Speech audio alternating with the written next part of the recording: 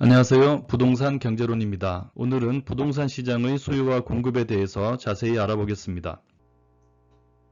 우리가 제일 익숙한 부동산은 이제 주택이죠. 그리고 실제로 전체 부동산 재고량 중에서 가장 큰 비중을 차지하는 게 주택입니다. 그래서 주택을 사례로 해서 수요 곡선과 공급 곡선을 좀 더 생각을 해보겠습니다. 자, 오늘은 그 중에서도 수요에 대해서 이야기를 한번 해볼게요.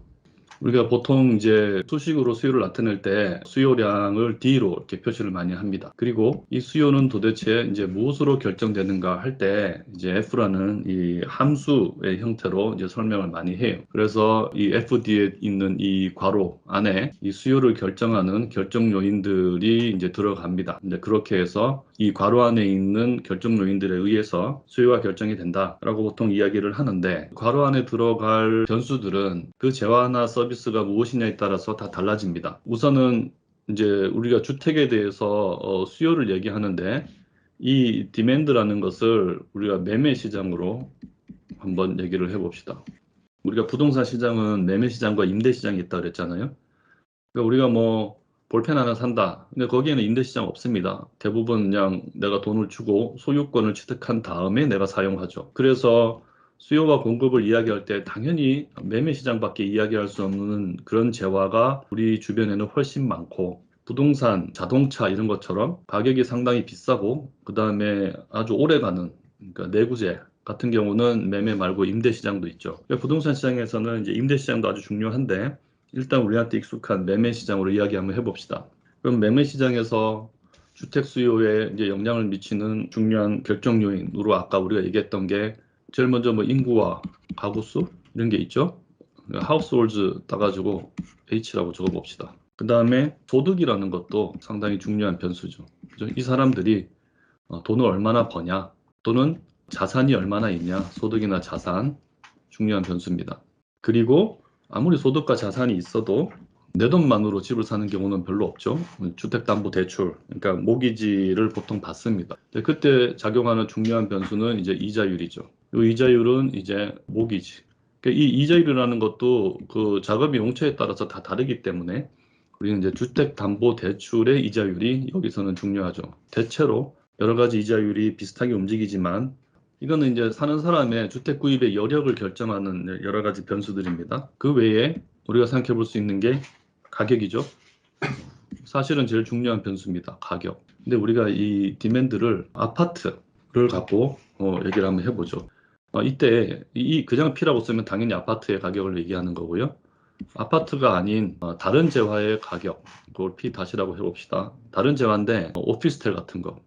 오피스텔의 가격도 아파트 가격에 영향을 줄 수 있습니다. 오피스텔이 엄청 싸다. 근데 그러면은 아파트를 비싸게 주고 살려고 하지 않겠죠. 이렇게 우리가 주거를 할 때 아파트에 살 수도 있고 오피스텔에 살 수도 있다. 이렇게 양쪽으로 선택할 수 있는 이런 재화를, 이런 오피스텔을 아파트의 대체재라고 합니다. 그런 대체재의 가격도 이 재화, 그러니까 아파트의 가격에 영향을 줍니다. 그리고 뭐 임대료를 생각해 볼 수도 있습니다. 전세가. 이런 임대료가 또 매매가에 영향을 줄 수도 있겠죠. 그 외에는 뭐 세금이 어떻게 되느냐, 향후 공급이 어떻게 될 것 같냐, 요 이는 이제 기대값을 얘기하는 겁니다. 이건 서플라이고, 그러니까 공급에 대한 기대, 뭐 이런 것들이 여러 가지가 영향을 줄 겁니다.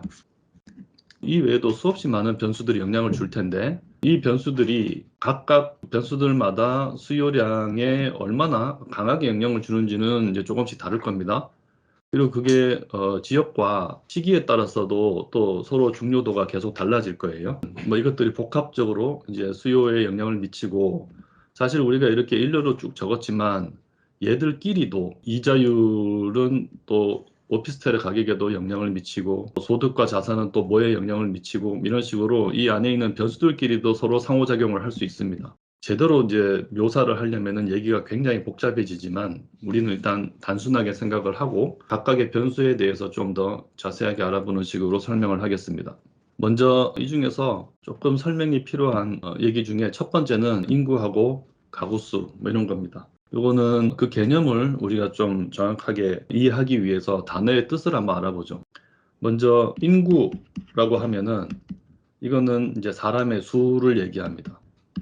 파퓰레이션이라고 말하는 인구는 인구라는 단어 자체가 수를 나타내는 말입니다. 그래서 우리나라의 인구는 총 몇 명이다. 이렇게 이제 얘기하는 게 맞고요. 가구라는 말은 그 자체가 수를 가리키는 말이 아니고 사람이 모여 있는 어떤 집단의 단위를 얘기하는 겁니다.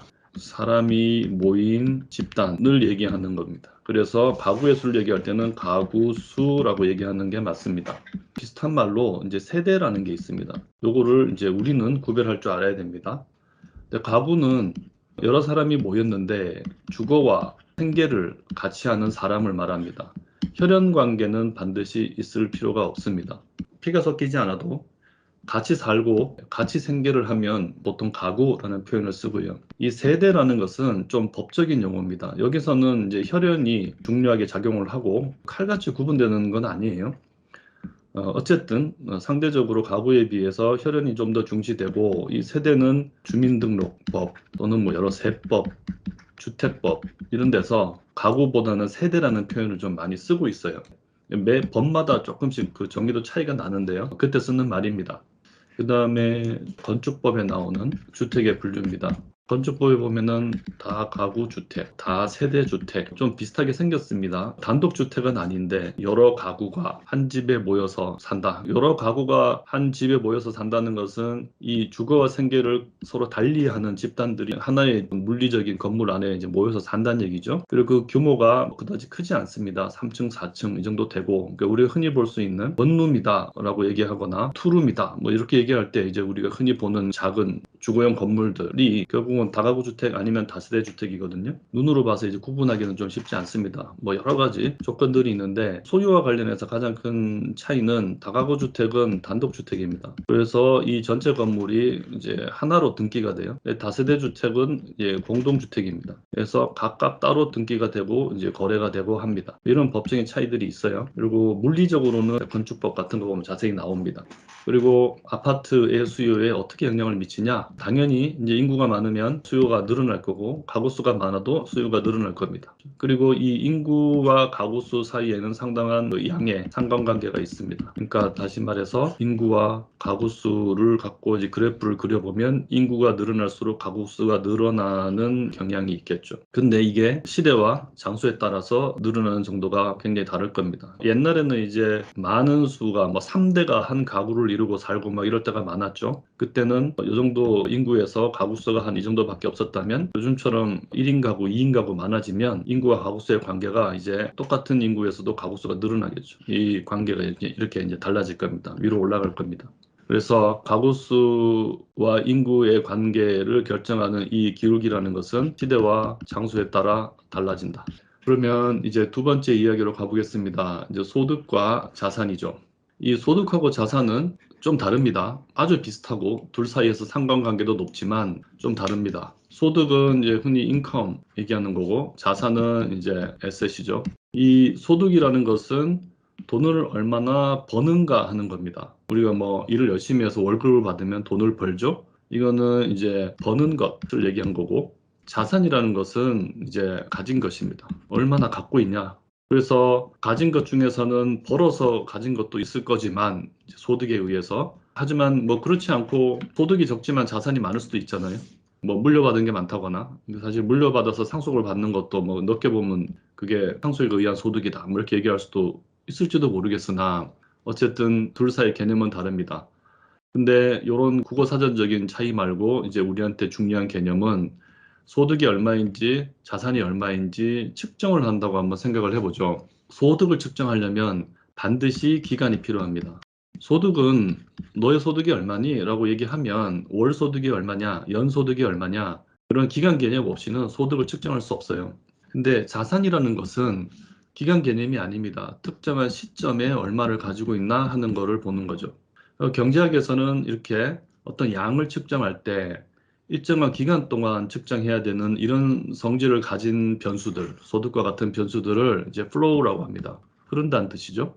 그렇지 않고 어떤 특정한 시점을 딱 정해서 탁 잘라가지고 측정해야 되는 이런 종류의 변수를 stock이라고 합니다. 쌓여 있다는 얘기죠. 그래서 이런 거 이제 설명할 때 이런 예를 많이 듭니다.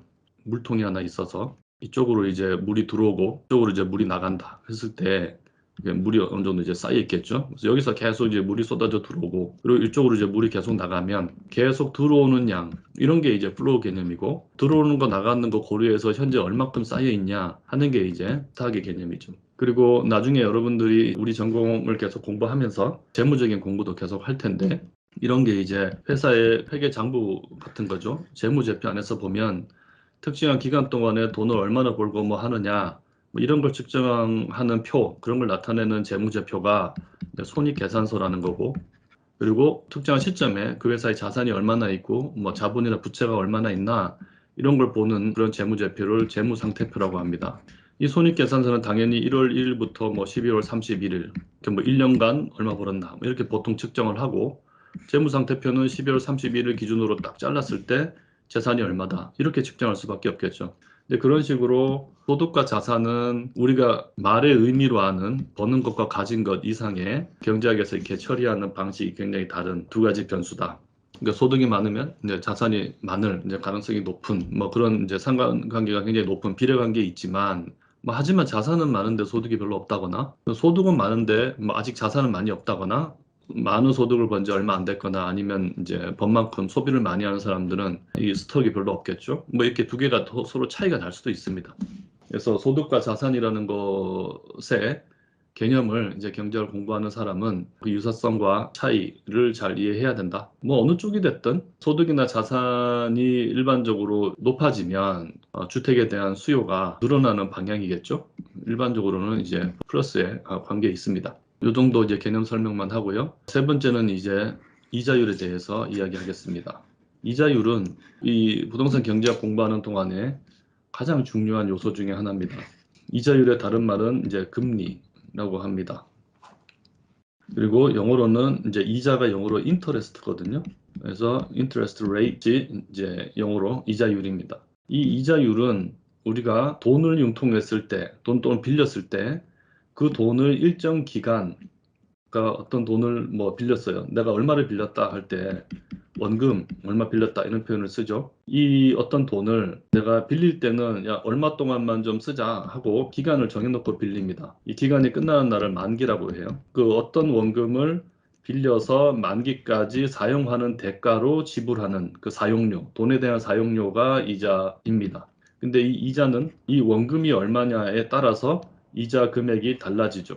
그래서 이자의 계산은 원금 곱하기 이자율로 합니다. 근데 이자율을 우리가 표시할 때는 이것도 기간 개념이 들어가거든요. 그러니까 예를 들어서 원금이 100원인데 이자율이 10%다. 그러면 예를 들어서 만기가 5년이다. 그러면은 이게 5년 동안 10%인지 매년 10%인지 정확하게 표시해 주지 않으면 안 됩니다. 그래서 이자율을 계산할 때는 단순히 10% 이게 아니고 10% per 뭐 년 또는 뭐 월 이런 식으로 기간을 같이 표시를 해줘야 됩니다. 근데 이게 매번 기간을 얘기하려면 좀 불편하잖아요. 그래서 세계적인 약속이 별말 없으면 연 몇 %로 우리 약속하자 통일해서 보통 얘기합니다. 요게 이제 이자율의 간단한 개념인데, 요거는 이후에 이제 계속 배울 거기 때문에 이자율 자체에 대한 설명은 여기서 요 정도로 하고요. 중요한 거는 우리가 이 이자율은 결국은 이제 대출, 반대말이 이제 차입이죠. 빌려주는 사람 입장에서는 대출을 하는 것이고, 빌리는 사람 입장에서는 이제 차입을 하는 거죠. 그러니까 대출과 차입을 할 때 도대체 어떤 목적으로 대출하고 차입하느냐 하는 거에 따라서 저 대출의 이제 성격이, 대출 또는 차입의 성격이 많이 달라지죠. 우리가 돈을 빌릴 때는 목적이 다양하잖아요. 뭔가 소비를 하기 위해서 생활비를 빌릴 수 있고, 자동차 살 때도 우리 할부금융 많이 쓰고 하는데, 이 전체 이제 금융시장 안에서 이루어지는 대출 또는 차입 중에서 아주 큰 비중을 차지하는 게 주택 구입자금 대출입니다. 우리가 주택은 아무리 돈이 많은 사람한테도 선뜻 사기에는 이제 규모가 큰, 금액이 아주 큰 재화입니다. 그래서 주택 구입을 할 때는 대부분 자금을 이제 차입을 좀 해서 이제 구입을 하는 경우가 많은데, 모든 가구가 어떤 주택이든 이제 들어가서 살잖아요. 그 중에서 이제 또 상당 부분은 주택을 구입을 해서 사는데, 그러다 보니까 이 주택 구입 자금은 수요가 굉장히 많은 자금이고, 그래서 주택 구입 자금을 위한 대출 시장도 굉장히 큽니다. 그래서 금융시장에서 굉장히 큰 비중을 차지하는 영역이라고 할 수 있어요. 그래서 주택 구입 자금을 빌릴 때는 이 빌리는 사람이 그냥 뭐 언제까지 갚을게요 하고 이제 신용으로 돈을 빌릴 수도 있겠지만, 이제 이 말은 이제 갚기로 약속하고 그냥 빌린다는 얘기예요. 하지만 주택 구입 자금 대출을 받을 때는 신용으로 하지 않고 그 주택을 담보로 제공하는 경우가 많습니다. 당연히 빌려주는 사람 입장에서도 이 금액이 상당히 큰 대출이기 때문에 신용으로 빌려주기보다는 무언가 담보로 잡기를 원하고, 그리고 너무나 자연스러운 게 주택 구입 자금 대출이라는 것은 주택을 구입하기 위한 자금이니까 내가 돈을 빌려주면 그 돈으로 돈 빌리는 사람이 당연히 주택을 구입한단 말이에요. 구입하는 주택이 있으니까 그 주택을 이제 담보로 잡고 대출을 해주는 거죠. 이렇게 담보를 제공하게 되면은 가능하지 않은 대출이 가능해지기도 하고, 그 담보가 제공됨으로 인해서 신용으로 빌리는 거에 비해 이자율이 상당히 낮아집니다.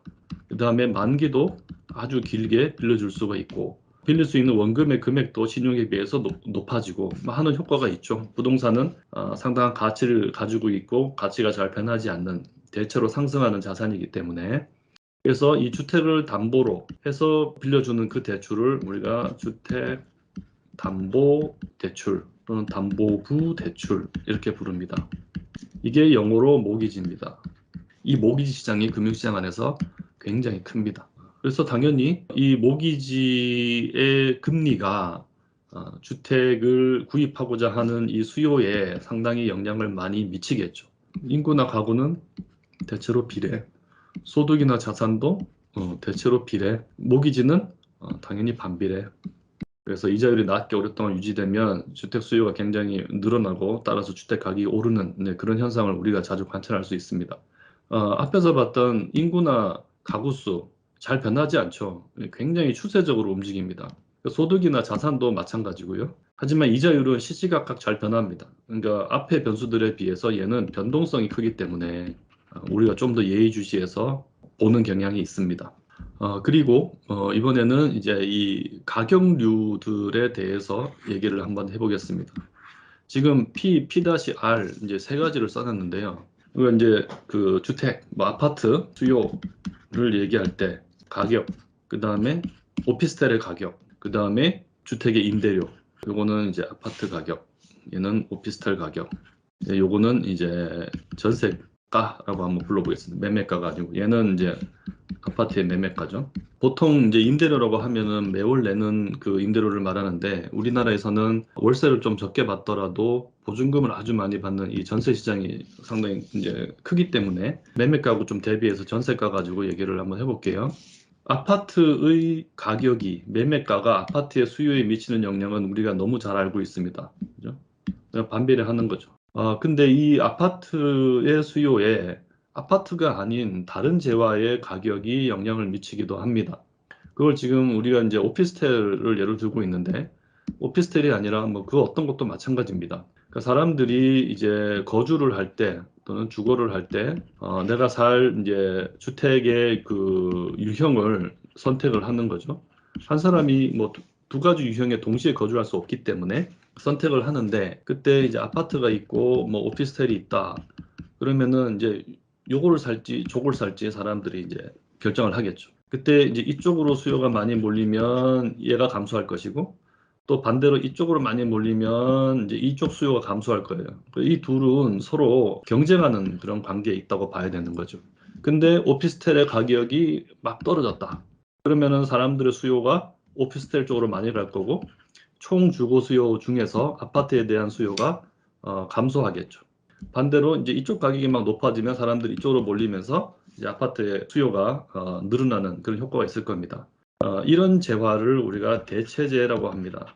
그래서 대체재의 가격은 우리가 관심 가지고 있는 그 재화의 수요에 비례하는 특성을 가집니다. 그런데 우리가 이제 주택 시장을 매매 시장과 임대 시장이라고 얘기했는데, 그러면은 이 매매 시장과 임대 시장의 관계는 대체 관계인가? 하는 게 문제인 거죠. 이걸 어떻게 정의할 거냐에 따라서 그 아파트의 임대료가 이 아파트 매매의 수요에 어떻게 영향을 미치는가가 달라지는 거죠. 지금 우리가 관심을 갖고 있는 시장은 아파트의 매매 수요잖아요. 근데 아파트에 대해서는 요 임대 시장도 있거든요. 근데 어떤 사람이, 그러니까 순수하게 거주의 목적으로 우리가 집을 사느냐 아니면은 임차해서 전세로 내가 이제 살 거냐를 사람이 선택한다고 보면 이 관계에서도 어떤 대체제 관계가 형성이 되는 것 같습니다. 그죠? 한편으로는 이 주택은 자산으로서의 성질도 갖고 있습니다. 그래서 주택의 가치가 어떻게 결정되느냐 했을 때 이 주택을 내가 이걸 가지고 임대 시장에서 임대를 하면 도대체 임대료를 얼마나 받을 수 있는가 하는 것에 의해서 이 주택의 가치가 또 결정되기도 합니다. 그러니까 비슷한 주택이 이제 두 채가 있는데 얘는 임대를 했을 때 뭐 100원밖에 받을 수가 없고 얘는 임대를 했을 때 200원을 받을 수 있다. 임대료를 100원 받을 수 있는 집과 200원 받을 수 있는 집, 다른 조건은 다 똑같다. 그러면은 이 매매가가 어떤 게 더 높을까요?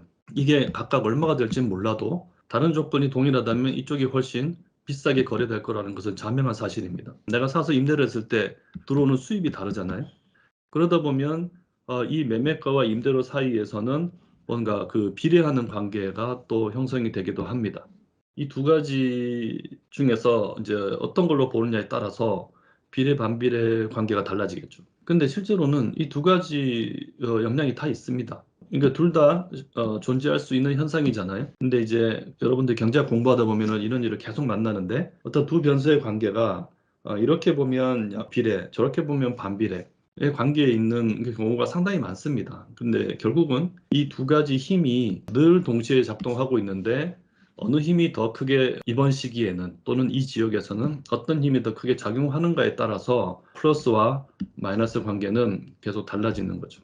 그래서 임대 시장에서 형성되는 이 임대료라는 것을 대체재 가격으로 볼 것이냐 아니면은 매매가를 형성하는 어떤 가치의 원천으로 볼 것이냐 뭐 이거에 따라서 얘를 어떻게 해석할지는 좀 달라질 수 있다. 그래서 우리가 이제 대체재 얘기가 나왔기 때문에 오피스텔의 가격뿐 아니라 임대료까지 이제 같이 얘기해서 한번 적어봤습니다. 당연히 얘는 마이너스고 얘는 플러스고요. 얘는 이것을 무엇으로 보느냐에 따라서 얘기가 좀 달라질 수 있다 하는 개념을 가지시길 바랍니다. 마지막으로는 T가 세금이고 이건 공급에 대한 기대고 뭐 그랬는데 요거는 이제 묶어서 얘기를 해보겠습니다.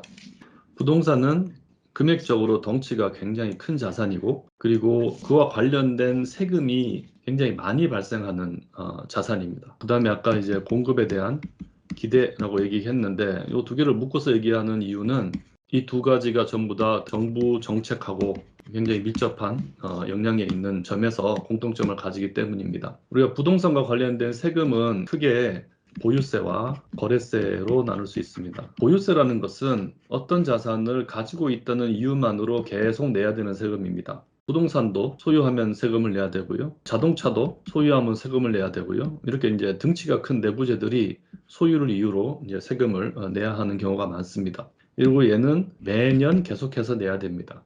그런 세금이 보유세입니다. 보유세는 그냥 이론적인 이름이고요. 우리나라에서 부동산과 관련된 보유세로는 재산세라는 게 있고요.